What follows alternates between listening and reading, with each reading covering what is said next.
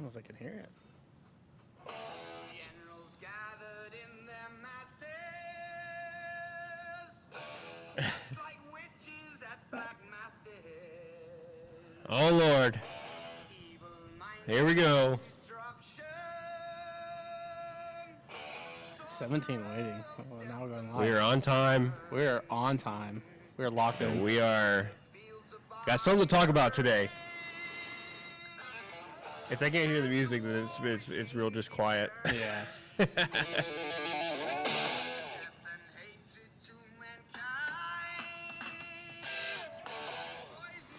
We're here, boys. Ladies and gentlemen, welcome to live. Welcome to live. Welcome to the war room. Welcome to the war room. I don't even know if you were hearing the War Pigs playing, but I can hear it. Echo on the mic. Echo on the mic. Oh, that's probably from the. That's probably on the. Yeah. From the. How are we on comms? How are we on comms? Before we jump into it, let's talk about it today. I'm gonna say this. I don't know where this conversation is gonna go today. I don't know. Yeah. This is the most notes I've done. Like, can't really see because I've got here early. I don't know where this conversation is really gonna go. I'm mostly gonna let Dez lead this as the former catcher. This is a big deal to him. I mean, it's McDonald's mic. McDonald's mic. We got a McDonald's mic. Let's lock it up. Yeah, Hold on. That's all right. I got it. Audible. I tried to bump it a little bit because last week we were too quiet. We're gonna fix the mic situation right now. How's testing? 1 2 1 2 1 2. Okay, so today's show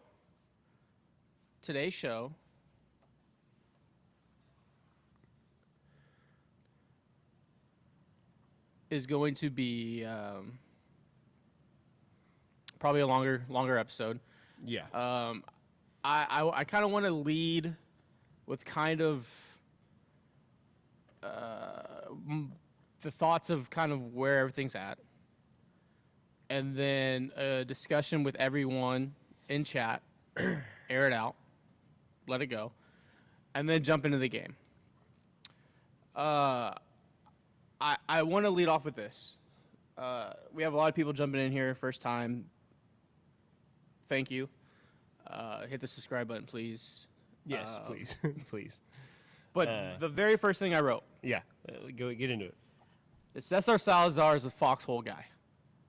I will go to war with that guy, and I need 26 of those guys in my locker room. Yep. What you saw on the field and off the field was a guy that jumped on grenades. It was commendable. It was something that a pro's pro does day in and day out. And this is a guy who has 18 career starts. This is a guy who I know, he knows, when we had him on the pod, we talked offline, puts in so much fucking work behind the scenes. I'm telling you, not because he came on the podcast before, not because we're doing content with him. It's a guy that is obsessed with the game, obsessed with game planning, obsessed with every situation. And you saw it before what happened on the field. Right? Hey, get off the mound. Yeah. I'm trying to go with the curveball here. We're gonna watch through the play later and break it down as well. Trent Grisham slugs 140 against spin. He hits sinkers at 540 slugging. Shout out to Schwabi for posting that. There's a reason why he was getting him off the mound. That was before everything happened, right? Yeah. That is preparation. That is knowing who's in the box. That's knowing the situation, knowing hey, it is a 2-0 game against the New York Yankees. Bases are loaded. Know the situation, and let's go to spin. That's the work that's being put in by your third string catcher. By the way, who's thrust in this position because catcher number one wore one on the wrist on a mix-up, is fighting through that. Somewhere I said on this pod, yeah, I'm tough on Yainer Diaz for a lot of things, but what he's done the last 2.5 weeks of just eating foul balls, eating mix-ups, blocking balls up in the dirt, not letting his offense go into his defense. Your catcher number two, your veteran, is in concussion protocol because he wore a one in the mask, right? So you're now on your third catcher, a rookie who's green. And in that situation, you truly have to think that a guy on the mound has to step up knowing all that's going on and didn't. Why? Because I want to throw what I wanted to throw. Yeah, and he admitted that part.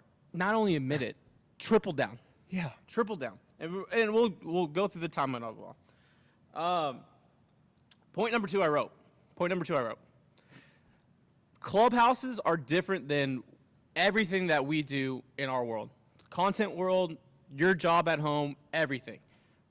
There's going to be the political right answers. Guys are going to jump on the grenades. They're not going to air anything out.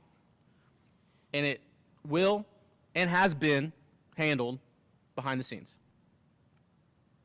That was point number two I just wrote down. The third point, and then we can go into where the conversation goes, is we're in the middle of a pennant race right now. You're facing the New York Yankees, a potential ALCS, a potential ALDS, a potential wild card matchup. And yet, here we are today. The topic of the conversation is a 31-year-old ace. And that's what the conversation is. That's frustrating as hell. Because you have Framber Valdez and 20 other guys across the league are front-end guys. They are the best at what they do on planet Earth, right? They are literally the best, better than the entire world's population at what they do. And yet, you would think that leadership, that accountability, that would elevate in this situation. Especially, hey, I got a rookie catcher, right? He just navigated me actually a week ago through 7. Did pretty damn good. He did, yeah. It's not like that was their first start together. That is where the frustration lies. And look, front-end guys are across the league, across the sport, have been narcissistic assholes because they have been the best on planet Earth, right? This is the same. 2019, Garrett Cole and Justin Verlander circled Juan Soto's name when they were told not to challenge Juan Soto in the World Series. And what do? Attack him. Why? Because they're the best at the best, and they are top alpha athletes. Saying that, all those guys take accountability. All those guys say, hey, hand up on me. Yeah. Fuck, sorry, dude, we got crossed up. Yep. I'm not sending a message to a rookie. And the frustration for me lies that the top of the conversation is not the Astros are still 3 games up in the AL West, still 3 games back of the bye, that we have to sit here and have this public trial with an ace. And I tweeted it.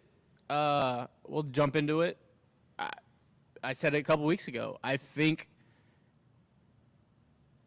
will say this. There's not many guys out there that can throw 180-plus innings, have the durability, and are extremely rare in today's baseball world. 100%. Those guys don't grow on trees. You have one homegrown.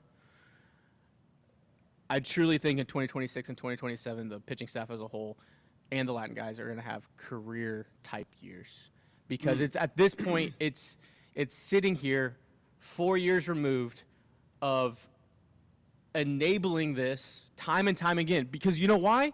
He throws 180 innings. Because he strikes out those many people. He can give you 6.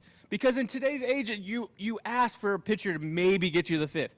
So when you actually have a guy that's a lefty that has nasty shit and can throw 180 innings, what are you going to do? you're going to start enabling it. Yeah. And now it's this compound interest effect of you're sitting here saying, making excuses and doing the political right thing and doing all that. I get it. But you're 31 years old. This team needs you.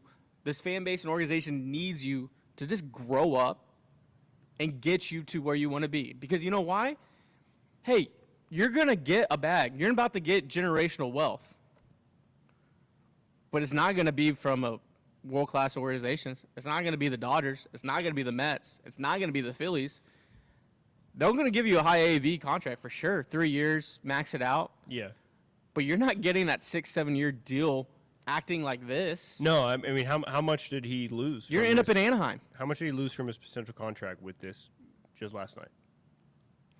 Another year and another 15 mil? 20 mil? And look, you get the rings, you get the bag. That's the philosophy, right? It's frustrating that it's not like all right, it's a 27-year-old hothead. No, it's not. It's a guy that's been in the show. It's a guy that have a proven track record. It's a guy that you have a rookie catcher. You have a rookie catcher taking the fall for you. That's where I'm frustrated. Yeah. It's tiring because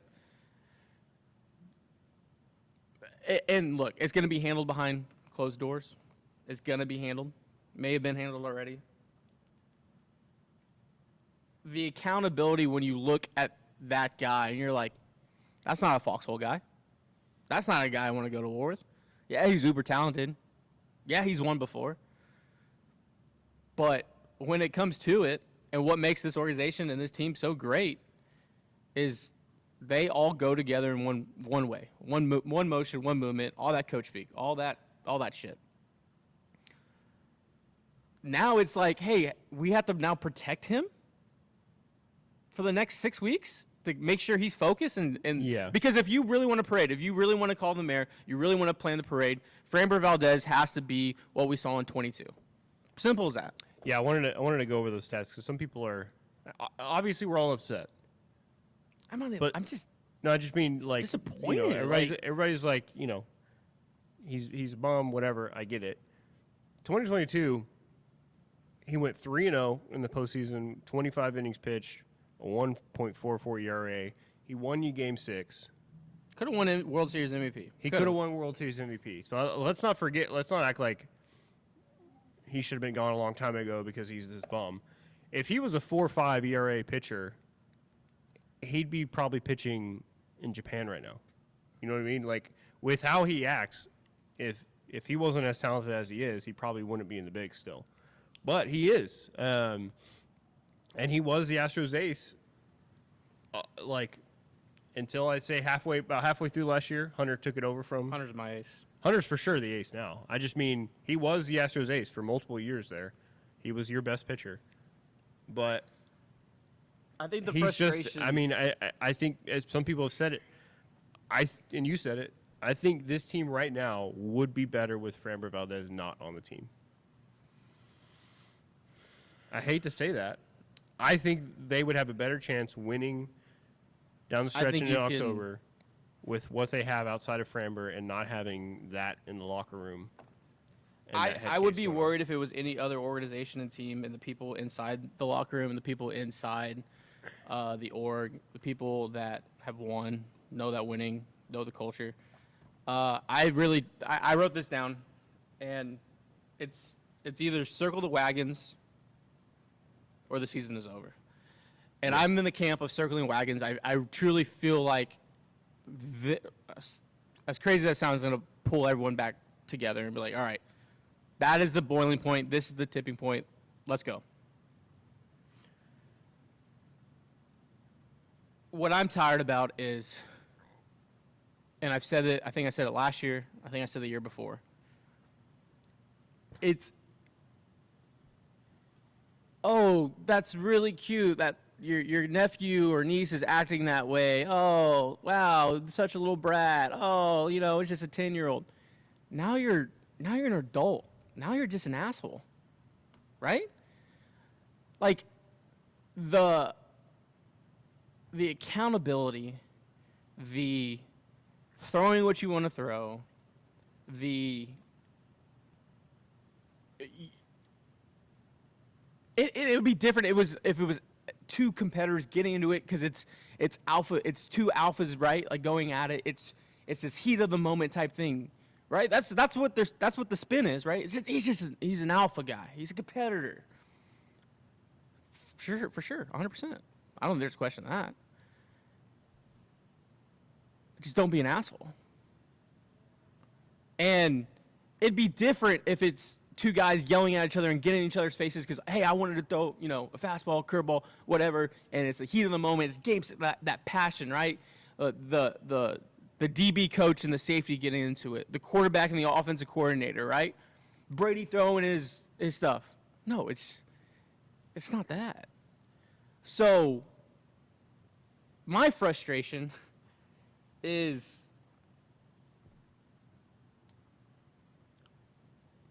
it's been here, and it started when why did you not go to the All-Star game when they told you you're not pitching?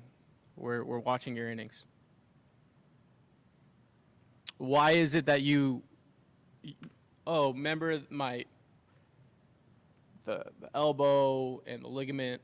It was the front side of my elbow that I was feeling the pain. Not that the Astros were 7-15 and we're going through a rough stretch. Oh, by the way, Blair Hindley, you're going to pitch tonight and you're going to give up 15 runs and you're going to be in the show for one moment and you're going to have to eat it because something is not connected to my dorsal fin. It's things that I've just compounded time and time again that we're sitting here. The topic of the conversation should be the Astros offense got blanked by Max Fried, a guy who, hey, by the way, that's the type of contract you want. That's what teams are paying for. Yep. By the way, the offense got blanked by that. By the way, Dyken Park was bumping with New York fans, all in the lower bowl. Yeah, I mean, Framber and Cesar said something about the noise from the Yankees fans was too loud, that they couldn't. That's where part of the cross-up happened, which is crazy to me. I truly think this is going to be one of the biggest kangaroo court fines we'll never hear about. Well, Schwab, there's some people are saying Schwab tweeted out what you had heard basically already. So I don't know if you want to. No, read it. Okay. Schwab, sources tell me tensions rose at the Astros clubhouse last night after the loss when players confronted Framber Valdez for his in-game actions involving Cesar Salazar. The argument escalated, and coaches eventually stepped in to calm the situation. While intent behind the pitch remains unclear, Valdez's initial refusal to address Salazar frustrated many in the clubhouse. So I don't know if you want to get into vaguely get into what things you heard and where we're at right now and what's going to happen moving forward. But I think that's an important what you said about circling the wagons. I think this is the tipping point of the season, basically. This is the type of thing that you can let implode a clubhouse and derail the whole thing, or is this the type of thing that where you look to your clubhouse leaders to step up, squash it, lead the team forward, and hopefully spark a change and and rally around picking yourself up out of the dirt and moving forward. There is, and you know what's going to happen. And you pigeonholed yourself to this. He's going to start game one. You can't tell him he's going to start game two because, as you can see, the fragility of it all. That's a problem, man. I'd just rather leave him off the roster, to be honest. I mean, and there'll be a hard conversation. And the thing is, is this a mountain out of a molehill? Maybe. But you have your 31-year-old, top-of-the-end guy who's going to get a generational wealth. He's going to get a boatload of money. a boatload of money. And we're sitting here in a pennant chase talking about it. And it's not frustrations of, oh, you know, the offense hasn't been scoring. The offense hasn't gelled yet. It's not about that. It's this exhausting every 5 days you hold your breath and you just hope that, is he going to get through 6? And it's so toxic in the sense of like, man, I don't feel my cup is empty. And I'm sitting there. I am pumped to see Jason Alexander pitch tonight. I'm pumped to see Luis Garcia do his second start. Yeah. I'm pumped to see Christian Javier against Carlos Rendon. I'm going to go to that game. I'm pumped to see Hunter Brown keep emerging and growing as a front line major league pitcher. But one of those 5 days, I'm exhausted. Yeah. No, it's become a whole thing where, and I can't imagine that doesn't affect the players too in the offense, where you're going into a game with Framber and you're thinking, oh God, like, what's going to happen? Like, that's just not a good feeling when one of your best pitchers is going out there doing that. And my reasoning for saying, like, just fucking leave him off the roster for the postseason. If he was always pitching in the postseason like 2022, I would never say that.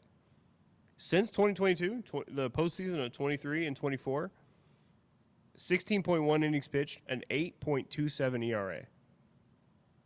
He had a great year in 22. He had a pretty good year in 21 as well, and 20. You get the ring. But since he got that ring in 22, You get that ring. you get to the postseason, and he's imploded almost every start. So why would I trust that guy, especially after now? And then he's how much is his mind going to be in it when he knows as soon as he finishes this season, he's getting a bag? So if I was him, why am I caring about the postseason? I will say this. For him, if I was him, I would want a ring, but he already got a ring. I don't think he really gives a shit, to be honest. And that's what you need, the give a shit factor. Yeah. Hey, was Justin Verlander an asshole? Yeah. He wanted that World Series win. You know what? He's one of the best to ever fucking do it. You could be an asshole, and you can have accountability. You can have that diva mentality. You can have that moxie. You can have all that. But it's not throwing a guy under a bus. It's not throwing your defense under the bus. It's not throwing your coaching staff under the bus. He's throwing 120 pitches in August for 5 innings to grind out a win. You're not seeing Framber do that anytime soon. I see it going two ways. I see this being a spiral where you're like, you have to keep him off. Or he's going to go out and shove. And it's going to be... you hope so. Oh, giggly. Oh, Framber being Framber. But if it's frustrating for us, how exhausting is it for Miller and Murphy? How exhausting is it for Skip? Yeah. You thought presidents aged after 2 terms. Wait till we see 4 years down the road of the headshot of Skip. How exhausting is it for the front office? How is it exhausting for Dana? How is it exhausting for Jim Crane? Because it's fucking frustrating and exhausting for me, and I just shit post on the internet. Yeah. Thank you, Greg, for the super chat. Got a super trap. Just stopping by to say Framber can kick rocks, and this team is going to be a whole lot better without him. God help whoever does sign him. I hope you're seeing this, Fram. Get lost. Damn. Harsh words from Greg. I think a lot of people agree with him, though. It's tough. I hope you're right. I hope whatever players got in his face in the clubhouse yesterday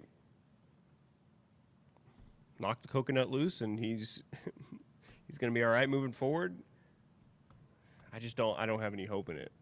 And I'm very curious, first, when his next start is. It'll be on the road, and how it goes. Framber is going to top Garrett Cole and come out with his agent's whole damn uniform. Axel. Yeah, I mean, you want to go over the play? Yeah, let's go. Hold on. Let's go through chat real quick. Chat's been bumping. We got 124 people in. Just kind of a monologue for 25 minutes. Read some chat for a minute. I'll be right. We're gonna pull the play up. We're gonna go through the situation. Then we'll jump into the game. Then we'll talk about tonight's game, and then we'll talk about kind of the Seattle Mariners not wanting to win the division, the Rangers trying to get back into it, the menage a trois of the AL West with 3 teams now. This episode's probably gonna go 2 hours, y'all. So, thanks for tuning in for that. And I'm going through the comments right now. Let's talk about it. Chat's going through it. Andy brought up a good point. Based on Dana's radio comments this morning, he knows it happened, just wants to wash it and move on. Yeah, Dana was pretty fired up today on Sports Talk 790. You can hear the frustration, also of keeping stuff in-house, right? Keeping things was going to be handled. I know, Shaw put that tweet out. It's going to be handled. You have to go into that clubhouse today, and I wouldn't be shocked if we hear that there was a meeting. I wouldn't be shocked about that at all. When, hey, we all got together.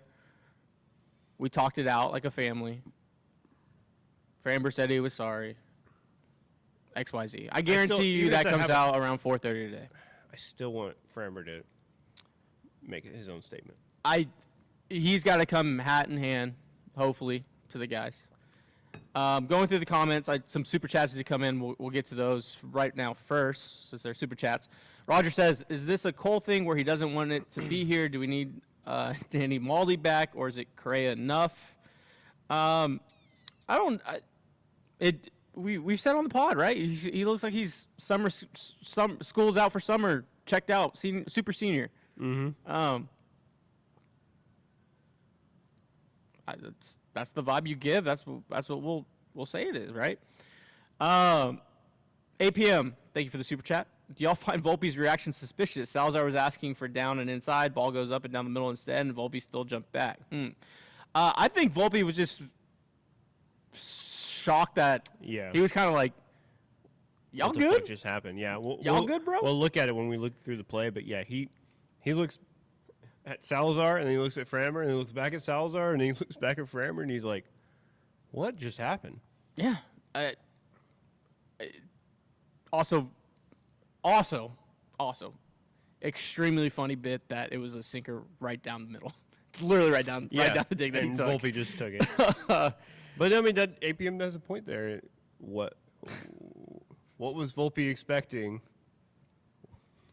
Yeah, that's a good. What pitch did he think was coming? Yeah, it wasn't a curveball. It wasn't a curveball, and he thought it was a curveball. Maybe that's the trick to beat the Yankees. Just cross up everyone. I'll say this. I did not play professional baseball. I was lucky to play college ball.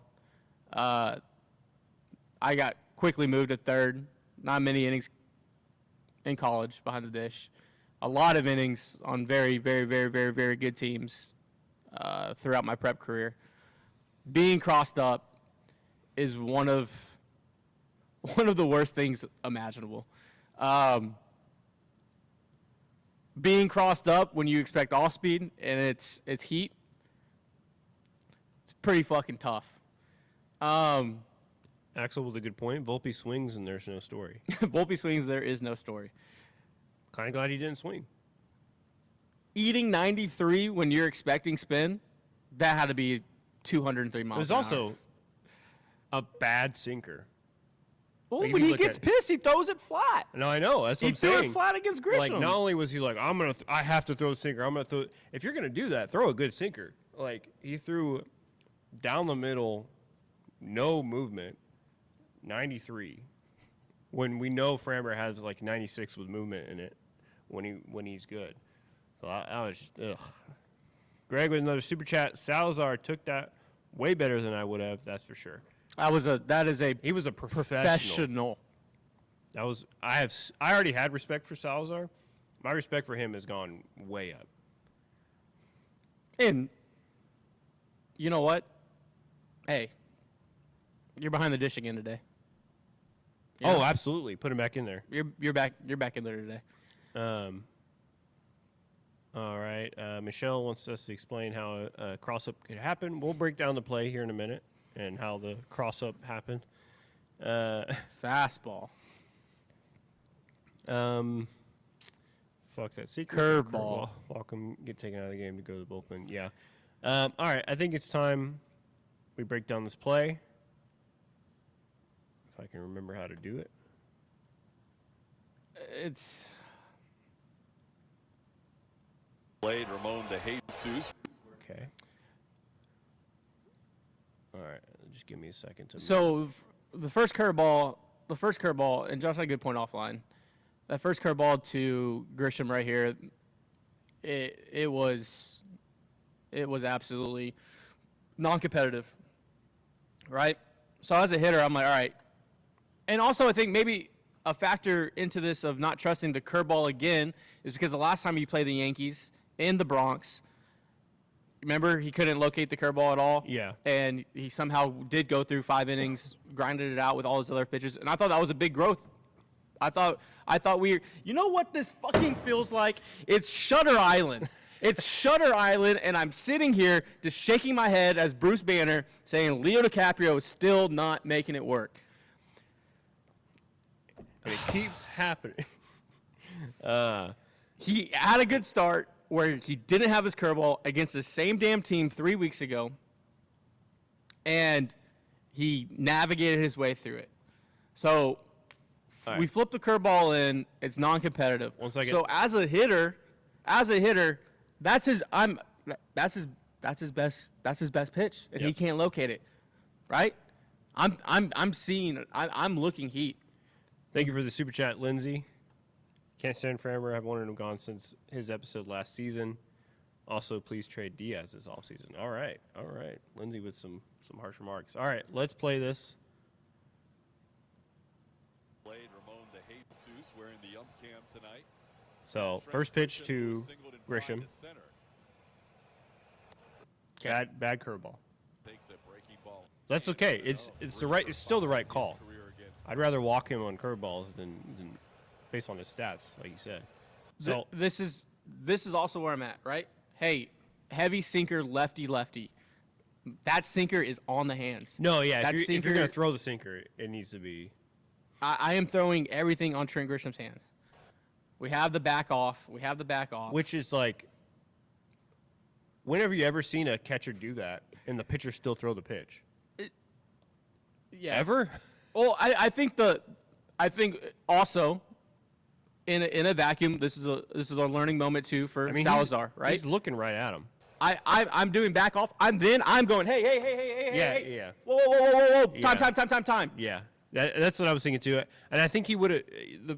I think Salazar has the brain of a vet. He just doesn't have the tenure yet. Yeah. So I don't think he felt like he had the, tenure to make that call, to throw off Framber in that way. And I think that's what is the crux of it all. A rookie telling a vet, hey, back off. We're not throwing that. Yeah. He said, back off. Leads into a flat Framber's like, no, I'm still going to throw it. flat sinker. All right. Flat. Just fucking right there. And look, that's a good cut, kind of on that back end of the barrel where it just rolls off into the Crawford boxes. Well, there's a reason why his stats are his stats. He clearly sees fastballs and sinkers way better than he sees curveballs or anything off speed. It just a shot. I mean, good piece of hitting. Absolute shot. Lefty. Trent Grisham's having a hell of a year. Yeah. Honestly, the you look Yankees have recreated Juan Soto in the aggregate with Trent Grisham this year. I mean, yeah. He's had a he's fucking at, great how many home year. runs? Like 29? See, I just want to talk ball, and we can't even do that because of all the other antics.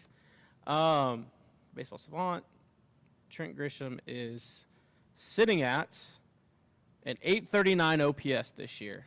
29 tanks. Slugging 483. That's a guy you circle in your Yeah. in your prep. Hey, this guy can bang. A lot of red on the Savant page. A lot of barrels. Not a surprise he can go lefty and hit something hard. The scouting report says spin him Yep. into the ground. Spin, And spin, Salazar is spin. calling spin, and he's not throwing it. Spin. And then yeah. Middle. Professional hitters going to do that every time. And look, and Framber's he's not taking a break. That's the problem. He's trying to move way too fast after that. He's throwing this pitch. Watch the speed in which he throws this pitch, That first changeup. misses it, gets the ball back, is immediately wanting to throw the next pitch. Look how fast this happens. He's not listening at all. No, he's just seeing immediate red. to it. And then he turns around and walks away. Yeah. Not going, my bad. That's my biggest thing. Even if there was a cross-up, how are you not walking over to Salazar immediately, walking towards him a little bit, saying, Yeah. my bad, that was me, sorry. Nothing. He turns away. And Salazar, look at him. And look at Volpe. Volpe's like, you guys good, bro? Like, it's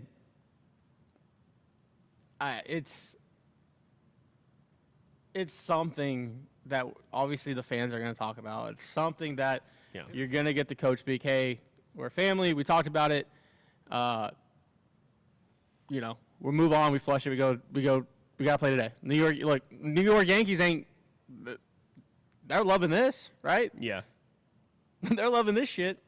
So we gotta figure our shit out and figure it out now and go to work. It's that accountability.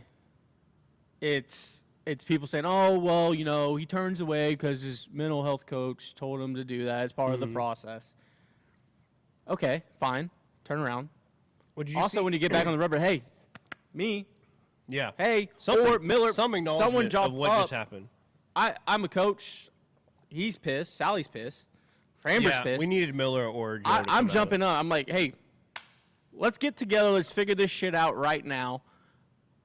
Even if it's not a full mound visit, Joe or somebody from the dugout needs to be like fucking hey, let's get on the same page here. All right, so you see that? You see where Sally looks at the dugout? Yeah. He's looking over there He's like, did y'all just see what just fucking happened? Do we know? I assume the coaches have a pitch com? Yeah. So like Miller Murph has, they're hearing what's for sure. Okay. Noah said, God, the way Volpe looks at them is embarrassing. It's like when your parents are fighting when you have friends over. Just awkward. It's you know what it is now is me and you fighting on day 30 of our trip, and me and you are arguing about if Tallahassee's a major city or a college town. Dude, we could stop at the subway in Tallahassee. Why can't we stop at the subway in Tallahassee? Josh and Garrett are in the car just 1,000-yard stare where we're arguing from the first row to the third row. We were all just angry. That's what that was. When the catcher gives you that look, someone needs to intervene. Yeah, I mean, he's looking over there like, come on, guys, what's happening here? Somebody with authority, please step in. And look, baseball finds its way. I think I wrote this down. Hold on. And Framber, I mean, he throws it back to Framber, and Framber almost essentially rolls his eyes. He's not rolling his eyes, but it's the same effect of catching that ball and just turning around immediately. I'm glad this was pretty much therapy to get it all out, and I hope everyone else can get it all out too, because the season doesn't end. You're still up 3 games. The 1 and 2 seed are literally, you're one hot week away from being in a 1 or 2 position and controlling your destiny. As you're controlling your destiny now, you're also one bad week away from looking the outside in. But, and this is where accountability, right? Baseball finds a way to make that happen. The baseball gods, baseball itself as a sport, it finds a way to show that you're not bigger than the game. It finds a way, hell or high water. The sport has been around for ever. It finds that way. So all you can really hope that accountability comes in and things are handled behind the scenes. And there's just accountability for actions. And I think the frustration, too, is you have, and shout out to the media scrum for pushing the envelope, asking the hard questions, doing what they are supposed to do. Chandler for really digging into that immediately. His article is really good on it. I have some quotes I want to read from that. Let's finish off the play, and then we'll get into that. So he immediately turns around after a bunch of foul balls and stuff. They get out of the inning thanks to Correa. Great play. My thing is here, and then he walks off the mound head down. Like, I get maybe earlier you're just wanting to focus in on getting through the inning, and then you go apologize.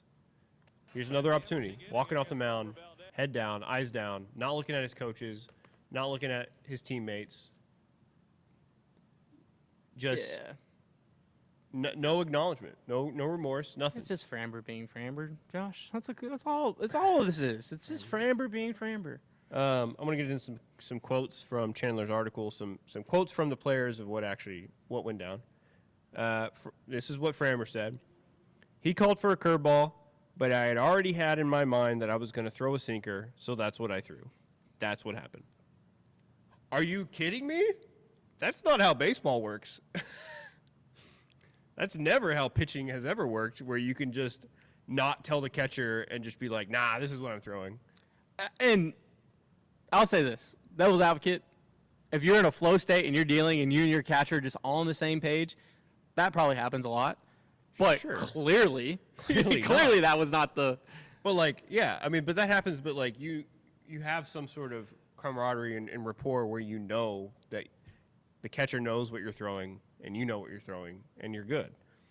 But when the catcher is calling curveball and you just go, nah, I'm throwing sinker, that's crazy. That's crazy to me. And then to not apologize for it on top of that, like, I get it if a mistake happens. If that happened and Framber immediately was like, oh, shit, my bad, sorry, we would not be having this conversation at all. It would be like, Framber, there would be some conversation of like, oh, did he do that on purpose? And then he's lying about apologizing, or he's like playing it off, whatever. But if Framber hit him with that and then immediately was like, shit, my bad, I'm sorry, and then they like shook hands walking off the field and like they were good, pat each other on their back, nobody would have this conversation. Nothing. It'd be nothing. It's a nothing burger. Another quote this is all from Chandler's article. He did a great piece. It was not intentional, Valdez said. I called for a sinker, and that's the pitch I wanted, but there was a lot of noise, and I thought that was what he wanted me to throw, but no, it was not intentional. So his story is kind of, and so Valdez does not wear a pitch comm device on his glove to call his own games. Yeah. So somebody, thank you to the press, they asked, what do you mean call? What do you mean call the sinker? You can't call anything. You don't have a pitch comm. Valdez replied, it wasn't necessarily that I called for it. That's just the pitch that was in my mind. I think this he called for curveball. I didn't hear it because of the noise. When I realized that he didn't want that, it was too late and I was already in my throwing motion. It was totally my fault in that case. Though Valdez appeared to show no remorse or concern for Salazar's well-being after throwing the pitch, Valdez said he apologized to the catcher both in the dugout and in the clubhouse after the game. Did he, though? Did he, though? Did he, though? Did he? So thank you to the reporters for getting on that. Oh, my gosh. From DK. Red Zone is going to have commercials this year. What happened? What happened to the game I love? What? I love watching Red Zone. I always watch Red Zone. That is inexcusable. How could you have commercial things Yeah, how can you plug in what you're having and what you're zinging and what you're zanging and what you're having as a $5 burger on Wednesdays at Big City Wings? How can you do that? Yeah, Roy said, I saw that on Twitter as well. Multiple people on Twitter tried to make it seem like the media didn't ask tough questions. Yeah, they did, but they can't control the answers they get. Now we got clubhouse issues. Boo. Yeah, no. I think all in all, we're going to find out today what's going to happen. I think we know in the next few days whether the Astros are making the postseason or not. I guess is that a hot take? No, and I think we know in this next week how they react to this, how they move forward, if there's momentum in their direction or against them. If they go one for their next 5 or whatever, 1 for 6 in this next week, postseason is off. If they have some sort of spark here and they go on a little run, then I think we're good. yeah. Also, shout out to my buddy JR. Fuck cancer. I think I'm in this camp of like when you are this is clearly rock bottom. Clearly, obviously with Schwab's post and the guys getting into it and the calling him out on that, I would feel way worse if there wasn't reports of that coming out. If there wasn't, hey, guys got into his face. Guys got on his ass. Immediately, hey, get in my fucking office. We're talking this shit out before the media come in. I would have a lot more issues and questions, and I've seen some comments that Skip lose the locker room. No, yeah, No, I don't think it. This is solely Framber. This is. All right, boys, we're gonna figure shit out. Lock that door. Yeah. No one's coming in here. Lock that door. It may take 10 minutes. It may take all the way up to I have to turn in this lineup card. Do you think they all get socks filled with nickels? Tie Framber to the bunk bed and do the whole Full Metal Jacket. I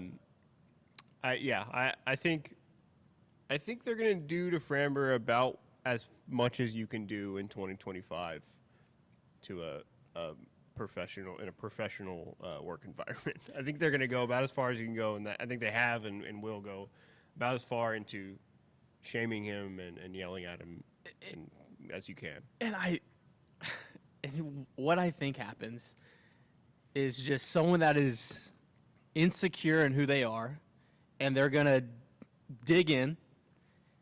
And I truly think that could be a thing where I'm just insecure in who I am as a human being, and I'm gonna dig into this. And I wasn't wrong. I wasn't wrong. Not that I was right. It's just I wasn't wrong. And I think you have to grab that weed and get it out, and you figure it out in this closed door thing today again. Well, did you read Chandler's whole thing? This all just coincidentally coincided with the yearly visit from the sports psychologist that helped turn Framber around originally. He literally arrived yesterday morning to have his yearly visit with the team. So he's here for all this, which is kind of wild, like the timing of that. Greg, thank you for the super chat. If there was a locker room issue, they wouldn't have ganged up on him. They're still bought it. 100%. Yeah. If the locker room was that, he would have just been able to go home and there would have been nothing. And I see like imagine where we would be without Correa in this. A lot of the Correa leadership. What if randomly there's 3 or 4 other guys that stepped up? 3 or 4 other guys that are in the lineup. 3 or 4 other guys that are faces of the franchise. Yep. 3 or 4 other guys that have been here. What if those guys stepped up? What if one of your best hitters has been away for a bit? What if those guys finally, stepped up? Finally is at a point of his career and maturity where he feels like he can lead the team and say something. So I'm very excited for that. I think there's 2 ways. You grow up at 31 years old. You if we want to get to where we are, yeah, we need you. 2, hey, you're not. All right, fuck you. We can do it ourselves. Yeah. And I mean, they did all year. With all the pitching injuries they had, they figured it out. With that mindset that they've already had built into this team, not that I don't know where I'm at on, like, let you cut Framber or whatever. I don't think I'm there fully, but if he wasn't on this team anymore, I still would trust this pitching staff and this team to be able to go out there and win games. Because the Framber you've been getting lately hasn't been helping you win games anyways, so what are you missing? And how much do you expect him to come back to the guy that does win you games? we're 50 minutes in. Damn, this is flown by. We're 50 minutes in, and we're still on this subject, rightfully so. Yeah, it's definitely the biggest topic. But also, conversation, hey, the offense scuttled again, Yep. right? That should be a talking point. Talking point, if we're talking about pitchers, is once again, De Los Santos, once again, a great Dana finding, is shoving as an Astro. I wanted to talk about that. He's 10 innings into his Astros career, 1 run. We're 50 minutes in, and AJ Blueball comes in and says, here's my fucking fastball, New York Yankees. You're not going to touch it. I didn't even know he pitched last night. I was so mad about that game. I had it on mute. We're 50 minutes in where Jason Alexander has to be another stopper in the rotation where all of us didn't know who he was 2 months ago. We're 50 minutes in, and we're not talking about Christian Javier against Carlos Rendon in a potential ALDS, ALCS, AL wildcard matchup on Thursday where Dyken Park should be rocking. We're 50 minutes in, and this is the topic of the conversation, and that's where the frustration lies. And I don't think there's is there a line in the sand? Is there a breaking point, boiling point, melting point moment? Feels like it. You had your GM on the flagship radio today kind of say, hey, we need to move on. They're high competitors. It's a nothing burger. Let's move on. That's what you're supposed to do, right? You got to field the questions. You're putting everyone else in a tough spot to answer the questions because of your actions. It's frustrating. Practice? We're sitting here talking about practice? Because what's going to happen today? Yeah. What's going to happen today when the media opens up? I'm not going to win the fucking Powerball for $1.5 billion, but I think I could put it on black to win today because the first question we open up is, hey, what's going on, Framber? Right? Now you have MLB Central talking about it. Yeah. You have Everybody the guy making in jokes, Northeast, the guy in the Northeast doing a breakdown. doing breakdowns. You have the New York Yankees and Aaron Judge and Stanton and Belly and Jazz and Trent Grisham laughing about it. You don't think they're fired up? You let Jazz Chisholm hit 2 fucking bombs yesterday. You have blood in the water. Yeah. Sharks need to come out. You don't think the Mariners, who have lost 10 of 12 away from Seattle, the Rangers with their Care Bear team of just call-ups who are eating away at the division lead and getting back into it, you don't think they're fired up? You don't think they realize there's blood in the water? Yep. You don't think Bruce Bochy, who's one of the best playoff managers, one of the best managers in baseball, is like, hey, boys, look at this shit. He's look what they're doing. Look at this shit. Hey, there's blood in the water. Yeah. They got to answer tonight. Tonight might be the most must-win, can't-lose game. I need the of the offense to season. go out and put up 10 runs. And winning cures everything. Oh my God! If they Winning cures everything. If they go on some sort of streak over these next 2 weeks, and Framber has a couple good starts, they're all laughing and hugging, and everything's great. And we're fine. We're going to the postseason. And everybody's good. Yeah, I mean you're absolutely right. 15 minutes in, and Kimbrel is still scoreless. I think is what Glow said. Axel said, I thought I knew who Jason Alexander was 2 months ago. I thought he looked very different. DK said Jazz hit almost the same amount of home runs yesterday as he hit in the home run derby. That's tough. That's tough.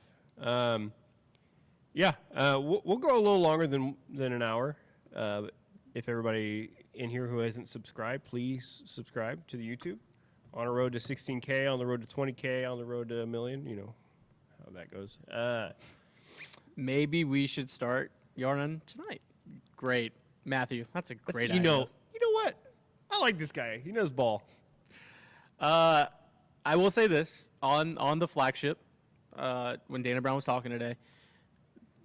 It was obviously a planned day off. They're monitoring it, coming off it. It did seem like, hey, he did say he's going to play the next 5 games. Yeah. I think it's just like, hey, like He's still coming back from injury. so. I wasn't that upset about Jordan not starting yesterday. I don't think that makes or breaks the game, and I'd rather them be cautious than do what they did with Jake and rush somebody back too early and mishandle it. Or now, because since you rushed him on the front side, now on the way back you're really How taking many your time. games does Jake need? If he's running, You're if he's sprinting in the really- outfield in AAA, he can sprint in the outfield in the bigs. Like I feel like with a calf thing, as long as he's not feeling any sort of twinginess, then he should be fine.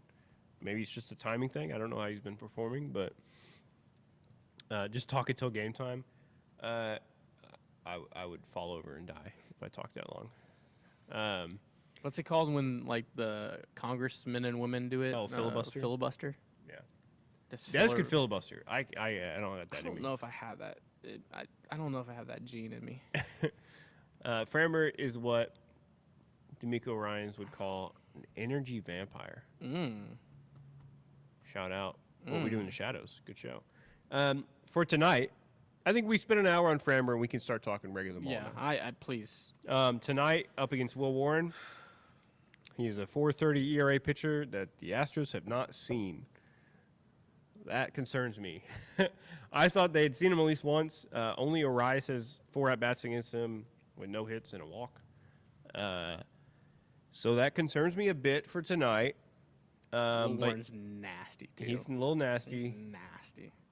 I'm hoping that between all these clubhouse meetings and kerfuffles that some of the guys are getting to watch some tape. And Yeah. Also, by the way, because of your actions, this is my last thing. Because of your actions, and we all have to sit here and kumbaya and figure our shit out. We're not prepping. We're not in our hitters meetings. nobody's in the VR thing trying to see Will Warren's pitches. You know what I mean? Now you're adding to everyone else's plate. Like, come on. Come on. Which you bet. Maybe we should all, for the sake of jinxes and reverse jinxes and all that, maybe we should all put a little bet on Will Warren strikeouts tonight. I'm gonna put hard-earned USD money on Will Warren over 5.5 strikeouts. What is his line for pitching outs today? It's probably 15.5, 16.5. I think we should let's all bet on Will Warren, and then when we all hopefully lose money, we can still be happy about it. That's my play. I hope that was therapeutic for y'all, as it was for us. Mainly me, just allowing me for the last 55 minutes to filibuster. Indy with the $5 super chat. I stand with Sally. Yeah, we all do. I think we all do. Actually, you know what? Props to you, chat. Props to you, 146 people in here watching right now. That's fucking awesome. Y'all have been on fire today. Great takes all around. Need to pull Instagram back up, but great takes all sorry, around. IG's been bumping over there too. Sorry. Yeah, we had it pulled up. Oh shit! I don't remember how to. What if we had to use that TV for Instagram? Yeah, we could. I would have to do a whole thing. Okay. To do it. Yeah, shout out Instagram. Sorry, we've been missing some of your comments over here, but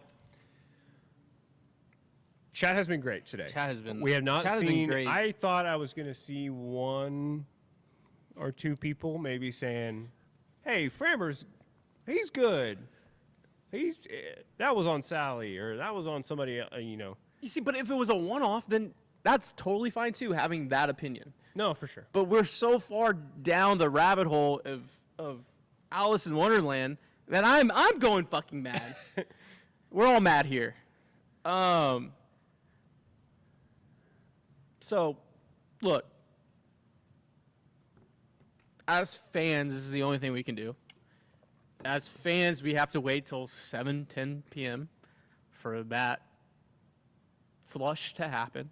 Bring Zed back. Zed is dead. Let's talk ball. Let's talk ball. Let's talk ball. It's 1 o'clock on the dot. We spent an hour talking about Framber. Let's talk about the rest of the games and the team and everything. Those Framber is amazing people are on Facebook. That's funny. I joined the same people that believe that Jose Altuve got Pretty Woman at Louis Vuitton. Yeah. That whole we should do a whole like thing diving into all that because that's crazy to me. Thousands of people on Facebook are those believing people AI live nonsense. and go to the game. They're among us. You know what? They are. That's scary. That's terrifying. They're the people sitting 3 rows in front of you. You know, not paying attention. Also, I'm not even mad at them. I'm mad at who's running these pages. AI. Texas, Stroh's, whatever. Like 3,000 followers on their Facebook page, and they're just posting AI slop all day, every day. Crazy. Great comment from Freddie. Let's get into this. I joined. Have y'all said anything about the team not knowing how to bunt? Do you want to talk about Jeremy? And was it Dubon or was it Cam? Okay, so full horrible disclosure. bunts. I left in the 4th. It was disgusting vibes. There's so many Yankee fans. I would have left. As soon as that Grand Slam happened, I would have left. So were you there when, was on the when they no. cross up? No. You left immediately I after the left. Grand Slam? No, I left. Yeah, I didn't see the cross up. Because they were only like 3 pitches apart, so you must as soon as that auto. hit, you were gone. No, I was before the Grand Slam. I was out in the Grand Slam happened in the 5th. I was out in the 4th. There's so many Yankee chirps, so many just. Oh wow, it was only 2-0. You knew where it was going. It was not fun. Thursday, I'm gonna strap myself to the what? seat, and it's because we didn't go together. When we go, I went to a game alone last week. We got our ass beat embarrassingly. Billy's back in town. You went to a game alone yesterday. We got our ass beat embarrassing. All right. Thursday, we're going together. We know. And we know. We're ape together strong. The bunt. The bunt. Let's talk about the bunts. The bunt. First and second, no outs. Salazar. It was Salazar and Pena. Both very bad bunts. The Jeremy bunt right back to Fried. Fried comes off the mound. Glove side. He's a lefty. Glove side. But hold on. This is also too. You got to bunt at first base. Nope. First base is crashing in. First base. You have to put that down the line. You have to make the third baseman make a decision of. Oh, you're saying like push it far down the line. Yeah, it's a bunt into. Yeah, I see what you mean. Because you have, and it's tougher with the lefty because he's falling off the mound and it's his glove side and he can spin and throw that way. But first base crashes, so you have to put that down the line. So I'd rather see that bunt be 5 feet foul than obviously to the pitcher. Yeah. Right? That's not breaking news. I mean, down either line, like you have a better chance, but straight to the pitcher. Yeah, the bunt is you have to make the third baseman make a decision of I'm coming into field or I'm staying back. Pitcher makes the play. Literally, the gets worst out. place you could is straight to a lefty pitcher that's just staring at third base. Yeah. You can just toss it over. So you're for a team that doesn't bunt, for a team that for a league that doesn't bunt. Yeah, that's my thing. If either bunt or don't bunt. I like bunting sometimes, but if you do it so infrequently that you're not good at it, then you can't do it. Yeah. And Unless you have like a Chaz that literally bunts enough that he's like a bunt specialist at this point. And this is where I'm at. This is where I'm at in that situation with Jeremy. It's first and second, no outs. He's one of our best hitters. Yeah, that's my thing. It's Salazar I can believe a little bit better, but yeah. If that situation is called, if Jeremy, I want Jeremy to swing. I want Jeremy to take it. Because if he hits a ground ball, unless it's right at Volpe, he's going to go down to a knee to field it. Yeah. Which is crazy, which is absolutely crazy to me. Jeremy's going to beat it out. So no matter what, Grown man. no matter what, 90% of that situation, if you let Jeremy Pena swing, He's not grounded to double. he's not grounded to a double not Yanni play. Diaz. It's going to be first and second, one out, just like if he tried to bunt like he did. Yeah. And it wasn't a good bunt, right? At worst, you get a runner on third, less than 2 outs. Turtle with the super chat. Thank you, you, Turtle, Turtle. for the super chat. Team is good enough to make it to the World Series in spite of Framber. It's just a matter of can they come to life like they did Monday when the chips are down. 100%. This is nut up, shut up time. Hard push bunt towards second is really easier and better. The second headed to the bag. First crashes. Goldie can't adjust. Yeah, I see what you're saying. That's kind of, I mean, I would rather make Goldie run down, field it, and throw it all the way across the diamond to third than bunt it to Fried. That's for sure. But if you can get it down the line, definitely down that third base line makes the most sense. It's different. It's different. Goldie doesn't like one of the best, honestly, to ever do it. Lefty or righty? Is Rizzo. Rizzo's one of the best bunt defenders. He's on you. He's charging so much. I didn't see where it. he's in that pocket of yours where you're like, oh fuck. Goldie plays back a little bit, so even with that push bunt that Goldie's way, a righty, right? yeah. Yeah, I mean, that's the other thing. it's coming across. Yeah. Either way, it's easier as left. I'm putting it down the line. It's either fair or foul, or I'm deading it, whatever it is. It's also, I'm also it's Jeremy Pena. Like, he's one of the best hitters on your team. and I think that was a him thing. I think that was like I think it was. very I much think it him was. thing. He's pressing a little bit. I Salazar, that bunt made a little bit more sense. It's Salazar. He's your backup catcher. It makes a lot of sense to bunt with him. I still like it. I think he's a decent hitter. But even with him, I don't know his bunting. I don't know how long it's been since he's last bunted or whatever. yeah. But maybe it was just unlucky, and he is good at bunting. It was just a bad one. I don't know his whole history, but But that's kind of the crux you of got it. You can't pop that. Why up. the hell have we spent 10 minutes talking about bunting? Yeah, This it's offense just needs to happened. get going. Yeah, the offense. You needed to have like 3 runs in already about that point. You have Fried on the ropes. He's not locating, and granted, there was even no hits, right? But he's not locating. He's working through his stuff. You give him an easy out in a high leverage spot, right? I want Fried to think through. Okay, I have to navigate Pena, Correa, Altuve here. Oh, Pena just gave me a free out. Okay, now I just have to navigate Correa and Altuve. Like that adjustment right there on a guy, and then you saw it. He got in a rocking chair, and the game was over. The game was over before the Grand Slam. Really. Like, the Grand Slam put the game away, put it on ice 100%. When you don't get to Fried early, like you did in the Bronx, like you have in the past, good pitchers get in rocking chairs and they put you away. Shout out to Adam for the super chat. I truly believe it needs to be more than Correa stepping up to say something. If Jose Altuve ripped me a new one, I would listen. It's a great point. I do think there was a lot of people that have and will continue to step up. I think this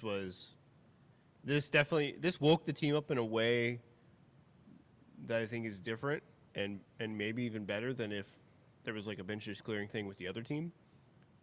This is we need to take care of our own business type of wake up where you have more than, hopefully, and maybe more than the normal voices speaking up.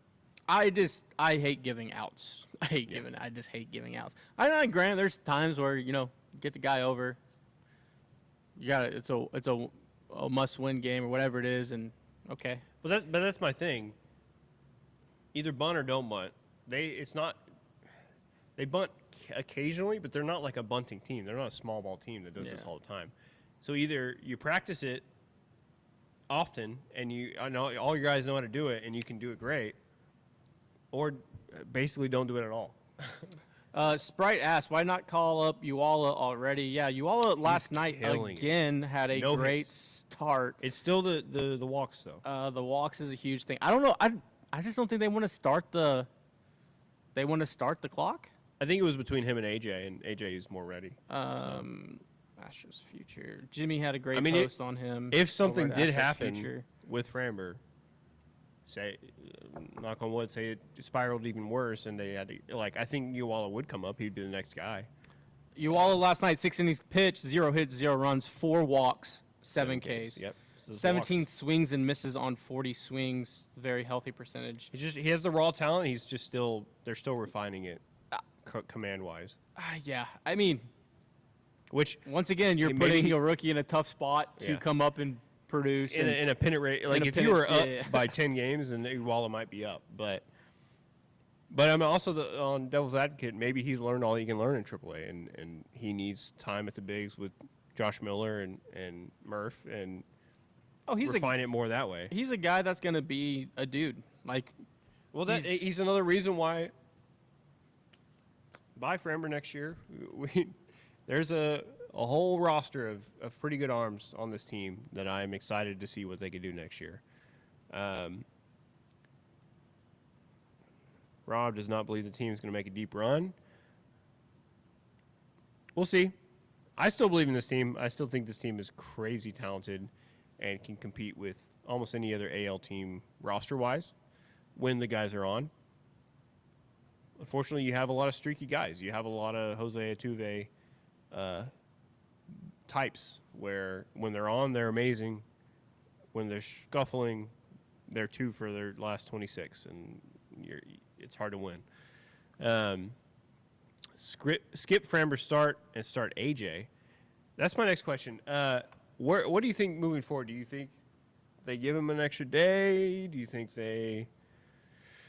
if this situation happens again, we're sitting in the 3rd inning of his next start, he's got bases loaded, he's looking frustrated, do you think they have a quicker hook on him moving forward? You think Joe is not putting up with as much bullshit? Or do you think it's just back to business as usual? I think it's gonna be back to business as usual after this kumbaya meeting that probably will take place today. That might be the best thing, because like if you do start to have a quick hook with him, does that kill his confidence even more? And he's not, and then you never have a chance of getting the old Framber back, anyways. Okay, if you skip a start, I mean, he's slated to pitch against the Rangers on Sunday, right? Most likely, 1:35 start. If you do push it back a day, then he has the Blue Jays in Toronto. Oh, okay. If you want to punish them even more, okay, then you have the Braves in Truce. Oh, by the way, then the next week you have Rangers in Seattle. I mean, there's no way to hide him. I think it's like, do you give him more time just mentally, no. or do you throw him right back out there? No, Terry Poole was our coach in college. We had a guy who showed up, a 3rd string catcher who doesn't play, showed up drunk to a bus ride, hungover. Is the 3rd string catcher No, in there? he's not. No, it was not. I know. I did not. When I was on the diamond, it was different. Yeah. This guy, we had to drive to the dorms to get him. He missed bus. Damn. He came onto the bus smelling like the night before. We drove 8.5 hours to Shreveport, Louisiana. Played one of the top teams in the country. A guy that said, "It doesn't matter, I don't play." What did our skip do? He started both double hitters. How do you do? Terrible. Yeah, I bet. I bet. Terrible. How'd We y'all got, do? we got run rolled in game 1 and Damn. run rolled in game 2. But it there was was a lesson it was that a day. clear message Yeah. learned. At Yeah, 18 you're at not 18 hiding. years old, you grow up. Yeah, you committed to something. So yeah, through. you're starting Sunday, and unless something drastic goes wrong today, but you're gonna get that start. What's your pitching rotation and lineup for wild card versus the Rangers/Mariners? That's a good topic to spend a little time on. Right now, not what you think is going to happen, but in your circle of trust, who is your game 1, game 2, game 3 starters? And who is your 7th, 8th, and 9th? And who is your top 5 in your lineup? You want me to go first? You Yeah. got it. You got it. Hunter Brown, Spencer Arrighetti, Jason Alexander, for me right now. Okert in the 7th. No, sorry. Ort in the 7th. Okert or Kimbrel in the 8th. Wow, I don't like. Or Brayu, and then Brayu in the 9th. Hey, Kimbrel or I'd probably go De Los Santos, actually, but I was leaning more towards what they might do. I would probably rather have De Los Santos. And then my lineup, you got it's Pena first, obviously. I like Jordan second. I like Correa third. I like Christian Walker fourth, and I like Altuve fifth. I think he needs to start sliding down a little bit. Abreu in the ninth. I like Ort in the fireman role right now that Abreu used to be. So that's ideally you have him in the eighth, but if he needs to go against 1, 2, 3 or 2, 3, 4 in the seventh, so be it. I loosely trust Ort and King. My lineup is Pena, Correa. No, excuse me. Pena, Jordan, Correa, Altuve, Walker. Do we just swap Sanchez. Altuve and Yeah. Walker? And this is why I don't get paid a lot of money to make these decisions. What I think they'll do is Framber game one. What I would do really is don't think they will. Hunter Brown's game one starter. I think he's game one. And Framber Valdez is this is kind of why I hate the fucking wild card. Yeah. If Hunter Brown loses 1-0 against And then you have Tariq Framber Schoolboy, with you your have season Framber on the Valdez line. with your season on the line, Ugh. and he's a day away from free agency. Maybe you do go Framber game. That's why I'm so adamant of I think Framber game one, Yeah. Hunter Brown, who I trust, hell or high water, in game two, and Christian Javier game three. I think Spencer Arrighetti is going to be your game four starter if you get to a longer series. If not, Spencer Arrighetti is your first piggyback, followed by Alexander and Blue Ball, depending on matchups. I think either way, I mean, they did it last year with Framber in the Luis wild card. Garcia. I mean, They were ready last year with Framber in the wild card to have a piggyback. You have to do that again this year. You have to have a guy that's like, if Framber's imploding in the second inning, he's already given up 3 runs. We have to pull him, and you need to be ready. yeah, and I'm with old bald guy Linder. Brown is a stopper, and that's where my trust is. But I do think there's going to be a unique way to navigate Yeah. the surplus of now starting pitching, believe it or not, with Spencer, with Luis, with Yeah, man. Jason. I think you could basically have an A option and a B option for every game. And if A option is, because you can tell when a guy comes out. Option C, chaos. Shout out to F1. Yeah. If when a guy comes out, you can tell, oh, he doesn't have feel for his sinker today at all. Oh, he doesn't have feel for his curveball. This is going to be a long start. If you have that opportunity or you have that situation, you now have all these starters that you can have ready, a B option to throw out there. Okay, we need you ready to go in the third because, even if it's Hunter Brown, it's a wild card game. If there's games where Hunter Brown doesn't have it, and if that happens to line up, which I don't think it would, but if that happens to line up with the playoff game, you got to say, sorry, AJ Blue Ball's coming in for the third. So Clark McFarland said McCormick has a nice slider. Playoffs. Yeah. Playoffs. I do think in how what's the right word here? What's another synonym for I guess grooming. It does seem like they're putting AJ Blue Ball in positions to, hey, we need you to go get the 7th Yeah.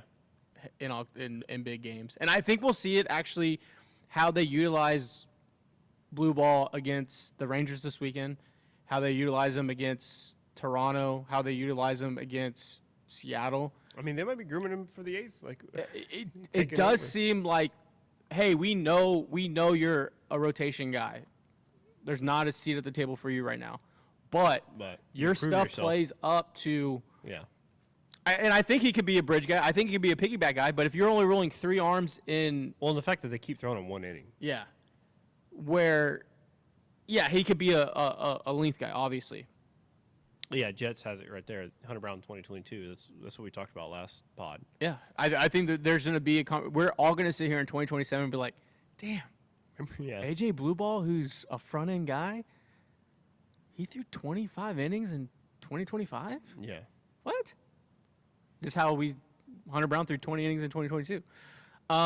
Jolly with a funny question. More polarizing in the clubhouse, Jeff Kent or Framber? There's some stories about Jeff Kent in the clubhouse. Yeah. think it's 59. Have blue ball ready. Playoffs feel like a pipe dream. Watching this offense, the grand slam yesterday wasn't even a factor at the end of the day. That's a great point. After all of this we're talking about, you score no runs, or would they score one run at the end, or was it none? No, they scored one run. That game was over by the third. Then Game was over. I mean, when did the game Jazz was hit over? the first 2-run homer? Is that the second? Yeah. Game was over by the second inning because you only scored one run. So, but I think this is the situation where the clubhouse getting fired up, no matter who it's aimed at. Unfortunately, it's aimed at your own player. You hate that. I just but got to see sustainability. fires them up that, like, maybe they come out. I'm tired of the dead cat bounce offense where yeah. Yeah. Well, I mean, they got 5 hits. Game before that, 12 hits. Like, they usually can find a way to get hits. They just can't string them together. Ooh. Beep, beep, beep, beep, beep. Roman Anthony to miss 4 to 6 weeks with a strained oblique. That's a. I'm in my fantasy playoffs, and he's carrying my team right now. Oh, I'm sorry. God damn it. That's a big. Such a big pickup for me. That's a big injury over there. I gotta make that change right man. That's tough. That's tough for a team that I don't want to play in October right now. now. God damn. Whew. Going to my IR. Sorry about that. That's right. Okay. So We start getting towards wrapping it up. Rather have 0 on base, 2 outs, than a bases juice, no outs right now, for real. And it's kind of a backwards thinking with this team. It's like they get the first 2 runners on base, you should be ecstatic. Oh, we're scoring runs this inning. They get the first 2 runners on base. I'm like, all right, how are they going to find a way to strike out, pop up, hit in a double play, like something to ruin this rally? It's tough. And it's Yeah. the thing is, it's not one guy. yeah, it's 1.9 right now. It's everybody in that roster will have one at bat where they look like they're seeing it. They hit a scorcher double when there's nobody on base, and then their next at bat, there's somebody in scoring position and they strike out on 3 pitches or pop out on the first pitch. Like, I don't know what the solution is other than just hopefully you just keep the process going and it works itself out. I don't know. Axel asks, have we adjusted the mega desk, by the way? Question mark. Permanent question mark. If I had my way, we'd have a mega desk. Yeah. I want to get a mini mega desk that fits in the studio. Yeah, if anyone out there has a mini mega desk that we could put in Studio you know A. any woodworking people? Oh, cool. or, Studio 27 is what we called it, right? Yeah, Studio 27. Yeah, I'd love to find a smaller version of this that can fit in the studio so we can have all our cool stuff behind us and have an actual, like, so we have better lighting. We have a sunlight right above us. That's why this lighting looks awful. Patrick says, Josh always got a tough fit on, I swear. Oh, dude. Hell yeah. Hanging out with Garrett, getting all those tough I fits. didn't even miss that comment. Hell yeah. Ryan asks, Paredes' safety on this roster increases more as the season goes on, 100%. Yeah. Give me an approach. Mini mega desk, so a missing desk. him bad. A podcast So a table. desk. Hey, Zach. I would love a round table with 6 camera angles, Turtle. You're killing me, Turtle. No, I would too if we. Yeah, I would love- I wish we could afford 6 cameras.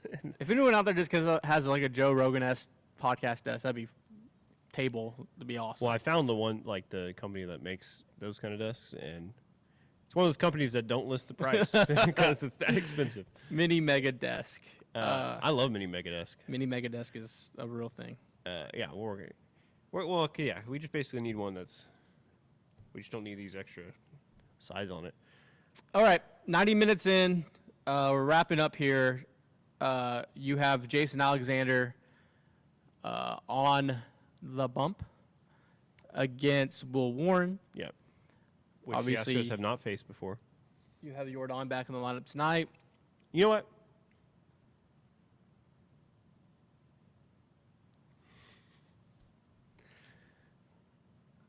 Jordan hits 2 tanks tonight.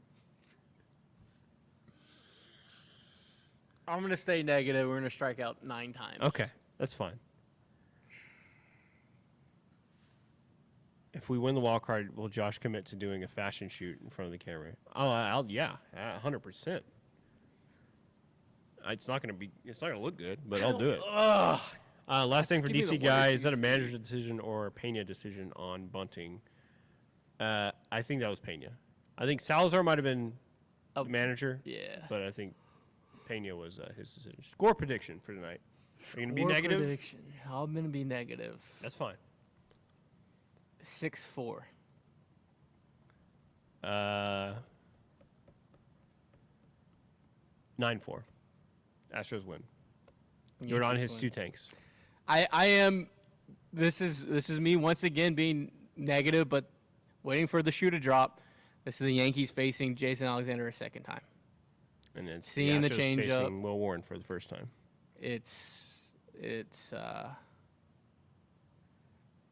Yeah. This team needed a crash out. I hope everything was out there for Framber. Yeah. It was a good crash out. Sometimes a good crash out helps. Sometimes that helps. Feel a little better after throwing a controller, right? Yeah. You lock in for the next game. It's just the sitting up in the chair meme. Yeah. Yeah. 3-2 Yeah, Astros yeah. win. Yeah. Josh's Jordan take out doesn't shambles, but when it works, baby, when it works. If Jordan goes on a tear, stay in line. Stay in line. Stay in line. 23 games left. Stop resting people. Yeah, I mean, I think Jordan might have one more scheduled rest day in the rest of the season, and that's probably all. There's three more built-in rest days. Yeah. Monday the 8th. You have 1, 2, 3, 5 games before that. Probably the Braves series is the next time you see somebody with a scheduled rest day. Then you have 3 in Toronto, 3 in Atlanta, and then you come back home for 3 against the Rangers. You have a day off. Then you have 3 with the Mariners, a day off, and then you have 6 games remaining. This might be the. Would you say this is the? This year flew by. Would you say this is the most intense down to the wire? I know last year it was literally down to the last game and everything, but this feels like going into September, the tightest race we've had since we've been covering the team. No, it's the Tropic Thunder where he's like, "Give me the ball," and they're just the Astros and Mariners, and then now the Rangers come in, and then no one wants to shoot, no one wants to take the lead, no one wants to make a run. Yeah. I said Tropic Thunder. I mean, I think you mean the Will Ferrell basketball movie. It Semi-Pro. was a semi-pro. Yeah, Yeah. they were the Flint Tropics is what they were. Yeah. We win today, but at what cost? Springer is having a 2019 season all over again. 8-6, 4.3 ERA. Yeah. Will Warren's pretty good, and the Astros have not seen him, so that does not usually make me feel good. But I'm going to be positive. We got the positive, we got the negative. We'll see. I'm negative. All right. Question y'all heard about Isak. He might come back, he might not come back. I mean, supposedly he's supposed to take baseball activities a day, hopefully. Yeah. So we'll see. I don't know. If he's in the lineup, I'm happy because there's an approach. Yeah.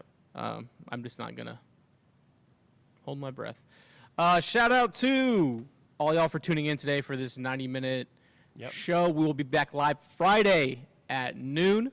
Like and subscribe. Like and subscribe. Shout out to Zing Zang, You Zing, We Zang. Get yours at Total Wines, HEB, or Specs. And Big City Wings, 14 locations with the newest one in Cypress, just being built on Tuckerton Road. Head over to BigCityWings.com to find one nearest to you. And tonight's a must win or can't lose. I don't know what it is yet. I think it's a little bit of both. It's a little bit of both. Shout out Jordan. He's going to hit a left-centered tank, and he's going to pull one down the line for a tank. And I'm going to celebrate. And everything's going to be good. Fuck cancer. Yeah, what he said. See y'all Friday. Peace. Love you guys.